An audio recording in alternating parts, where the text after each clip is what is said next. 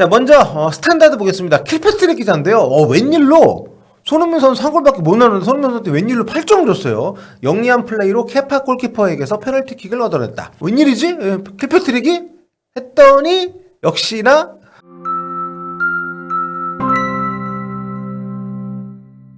안녕하세요. 볼리TV 성욱입니다. 토트넘이 본머스를 상대로 드디어 연패를 이제 끊었습니다. 최근에 계속 이제 지고 있었기 때문에 이러다가는 또 3연패 가는 거 아니냐 이런 우려가 나왔습니다만 역시나 이번 시즌에 토트넘이 그렇게 부진하고 연패는 많지만 그래도 모든 대회 통틀어서 이렇게 3연패로 가는 상황만큼은 아직 나오지 않고 있습니다. 뭐 좀 불행 중 다행이라고 할 수 있을 것 같은데요. 자, 손흥민 선수는 이제 하프타임에 교체 투입이 됐습니다. 선발 명단 보시고 깜짝 놀라셨던 분들이 많았을 텐데 아무래도 주중에 유로파리그 경기가 좀 있다 보니까 여러 가지를 좀 감안을 해서 소폭의 로테이션을 돌린 그런 경기였다고 봐야 될 것 같습니다. 자, AI 평점 보겠습니다. 포트모 평점인데요. 선발 11명의 선수 가운데 골키퍼 비카리오가 7.8점. 이날 2실점하긴 했습니다만 세이브만 6개를 기록하면서 좋은 점수를 받았고 필드 플레이어 가운데에서는 8.5점으로 압도적인 호평을 받은 이날 정말 아주 대단한 골을 넣었죠. 파페사르를 제외하면 전원이 오렌지색 6점대 평점에 머물렀습니다. 오히려 상대팀 본머스 선수들의 평점이 훨씬 좋아요. 경기력 자체가 토트넘보다는 본머스 쪽이 좀 기운 시간이 많았다 이렇게 볼 수가 있을 것 같습니다.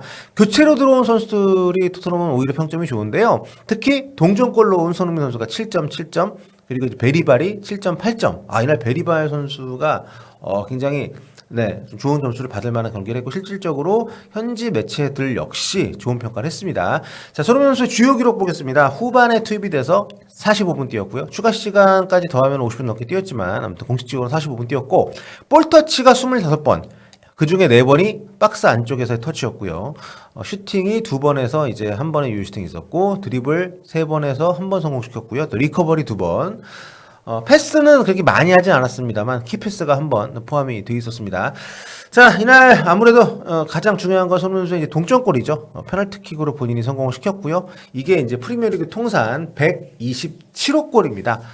이렇게 되면서 토트넘 레전드라고 할 수 있는 로비킨을 하고 그동안 이제 동률이었는데 로비킨을 한 골차로 제치고 이제 역대 16위로 올라갔습니다.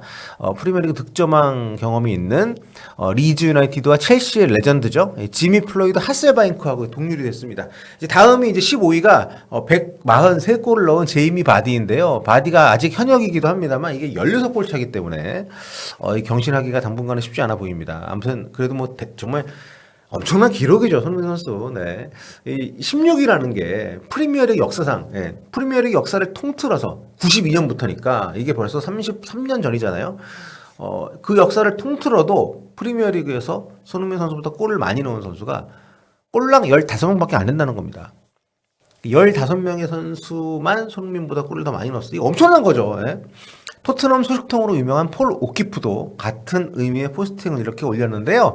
프리미어리그 역사상 손흥민보다 더 많은 골을 넣은 선수는 15명밖에 없다. 여기에 어디나 삐딱한 사람들이 있는데 삐딱한 댓글이 하나 또 올라왔습니다. 이름을 보니까 레비 아웃을 주창하는 골수팬 같으신데 손흥민 플레이 또 오늘도 끔찍했다는 것만 빼면 말이지 이렇게 약간 삐딱하게 댓글 달았는데 여기에 폴 오키프가 교체로 들어왔어. 골드샷도 때렸어. 페널티킥까지 얻어냈어. 직접 성공까지 시켰어. 그러니까 정말 오늘 잘했다는 얘기죠. 이렇게까지 했는데도 만족을 못한다면 손흥민이 너한테 차도 끌어다 바쳐야겠냐? 뭐 이런 뜻이죠. 약간 좀 재밌고 통쾌하기도 하고 상당히 많은 좋아요를 받은 그런 댓글입니다.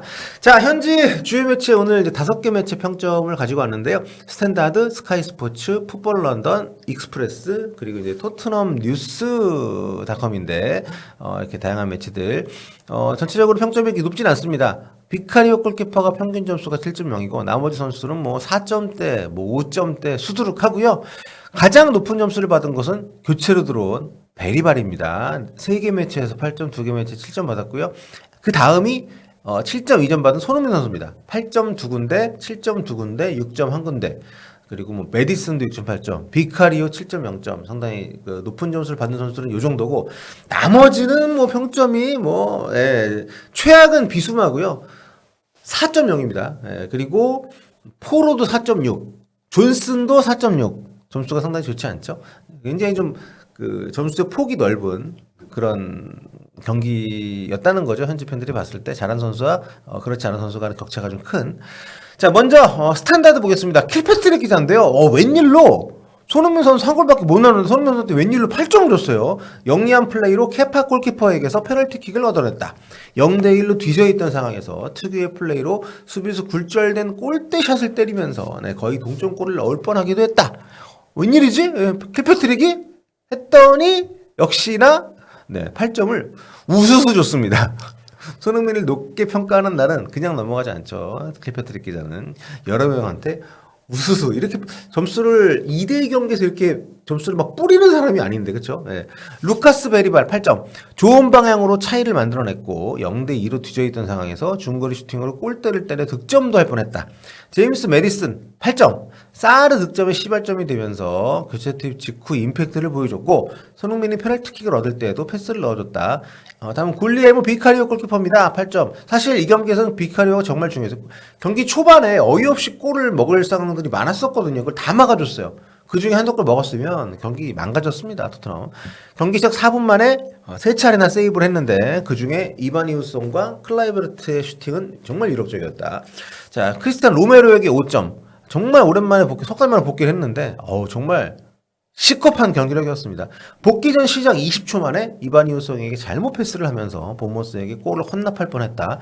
석 달 만에 첫 출전 경기였는데 녹슬어 보였다. 녹을 좀 닦아내야죠. 이제 기름칠도 해야 되고.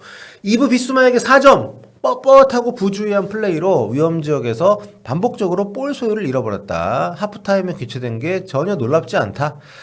윌스 우드벨에게는 7점 줬습니다. 우드벨에 대한 평가가 제 생각보다 상당히 좋더라고요. 양쪽 측면에서 활발하게 움직였고 토트넘의 다른 공격수들에게는 없는 드리블 돌파 의지를 보여줬다. 우드벨은 한 거 없이 의지만 보여줘도 7점을 주는군요. 자, 풋볼 런던 가보겠습니다. 자, 손흥민 선수에게 7점 줬습니다. 가마차기 슈팅이 수비 먹고 굴절되면서 왼쪽 포스트를 스쳤다. 박스 안에서 케파 골키퍼의 파울로 얻어낸 페널티킥을 아주 중요한 순간에 침착하게 성공을 시켰다. 경기 후 인터뷰에서 손흥민 선수가 따로 이제 그 얘기를 했더라고요. 그 이건 기자 그 인터뷰 기사 보니까 울버햄튼전때 실축했었잖아요. 그 뒤에 연습을 굉장히 많이 했다고 합니다. 킥도 좀 달라졌고 현지에서는 이제 파넨카 킥하고는 조금 다른데 하여튼 파넨카 킥이라고 현지에서 언급했던 정말 대담한 중앙으로 차는 그런 슈팅으로 골을 성공시켰습니다. 자, 다음 루카스 베리발 여기도 8점입니다. 중거리 슈팅으로 골대를 때렸는데 현폼 기준 매경기 선발 출전 나와야 된다. 베리발은 잘하고 있다 이 얘기죠. 토트넘 경기력을 아주 많이 끌어올렸고 고참 미드필더들이 그러니까 시니어 미드필더들이 하지 못하는 거를 모두 좀 해내고 있다. 그러니까 뭐 수비면 수비, 공격이면 공격, 뭐 활동량이면 활동량 확실히 최근에 폼이 많이 올라와 있는 베리발입니다. 페드로 포로에게 4점 줬습니다. 본머스의 전반전 골 장면에 큰 실수가 있었다. 볼 소유를 내줬고 측면의 뒷공간을 완전히 노출시켰다. 이거는 뭐 매경기 반복되고 있는 문제이고요. 근데 이거를 교정할 생각을 안 한다는 거는 포스테코글루 감독은 포로가 이렇게 경기하는 거를 좋아한다고 봐야 되는 거죠. 아니면 본인이 지시를 했거나. 자, 다음 케빈 단소입니다. 7점. 경기 막판 지쳐 보이긴 했지만 현재 폼이 토트넘에서는 가장 좋은 센터백이다. 자, 브레넌 존슨에게 3점 줬습니다. 돌파 시도를 제대로 하지 않으면서 하프타임에 교체가 됐다. 변명의 여지가 없다. 진짜 못한 경기였습니다. 다음 익스프레스 가보겠습니다. 손흥민에게 6점. 하프타임에 교체 투입됐고 후반 대부분의 시간 동안 잠잠했다. 에잉? 너는 이번 경기 익스프레스 평점은 굉장히 이상합니다. 너는 이런 식이면 빼야 될 것 같아. 막판 페널티킥을 집중력 있게 성공시켰다. 루카스 베리벨에게 8점. 교체로 들어와서 토트넘 경기력 회복에 큰 역할을 했다. 본머스의 추가골 직후 엄청난 중거리 슈팅으로 골대를 때렸다. 파페사르에게 7점 줬습니다. 전반전에 잠잠했지만 후반 시작과 함께 팀의 전진성을 불어넣으며 확 달라졌다. 본머스의 두 번째 골이 터진 직후에 뜻밖의 골을 터뜨리면서 팀의 숨을 불어넣었다. 파페사르가 전반하고 후반이 완전히 다른 그런 경기였습니다. 자, 로드리고 벤탄쿠르에게 3점. 토트넘이 가진 문제에 해법을 제시하지 못한 채 교체됐다. 벤탄쿠르가 사실 주중에 유로파리그를 못 나오기 때문에 근거론적으로 이 경기 풀타임 띄워주면서 좀 잘했어야 되는데 사실 교체돼도 할 말 없는 경기력이었습니다. 자, 포로에게 3점. 너무 볼 소유를 자주 잃었다. 상대 선제골에서도 빌미를 제공했다. 공격 상황에서 좋은 위치로 지디브 좋았지만 아무런 성과도 없었다. 그러니까 너는 공격수가 아니라고. 참 깝깝합니다. 포로 경기하는 것만 보면. 네. 자, 미키 반더벤 6점. 교체 투입될 때 열광적인 환호를 받았다. 완전히 회복되면 주전 자리로 돌아올 것이다. 자, 마지막으로 펜진이죠. 토트넘 핫스퍼 뉴스닷컴 보겠습니다. 손흥민에게 7점. 손흥민이 원했던 방향의 시즌은 아니겠지만 교체 투입되면서 긍정적인 영향력을 보여줬다. 자, 페널티킥이긴 했지만 이 골이 경기력 개선에 신호탄이 되기를 바랄 것이다. 근데 얘네들은 정말 좀 무례하고 성의가 없습니다. 여기 보시면 손흥민 선수 이름이 HEUNG가 아니라 HUENG 이렇게 쓰니까 중국 사람 같아. 예. 일부러 이렇게 쓴 건가?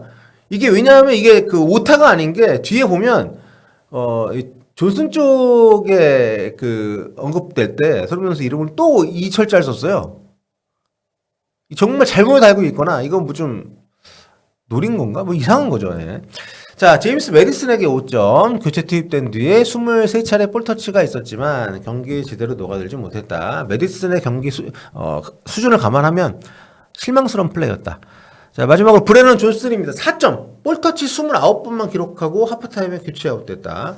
8차례 볼 경합에서 6번이나 패했는데 흐름을 바꿀 선수라는 것을 제대로 보여주지 못했다. 예, 굉장히 좀 전체적으로 이 공격진들 특히 이제 교체로 들어온 선수들에 대한 호평과 달리 선발로 나왔던 선수들에 대한 불만이 좀 많이 있는 걸 볼 수가 있습니다. 그러니까 이게 포스테코글루 감독의 로테이션을 돌리는 게 그렇게 성공적이었다고 볼 수는 없는 거죠. 결과적으로 후반에 교체 투입된 선수들이 뭐 해결을 좀 해줬지만 그거를 가지고 또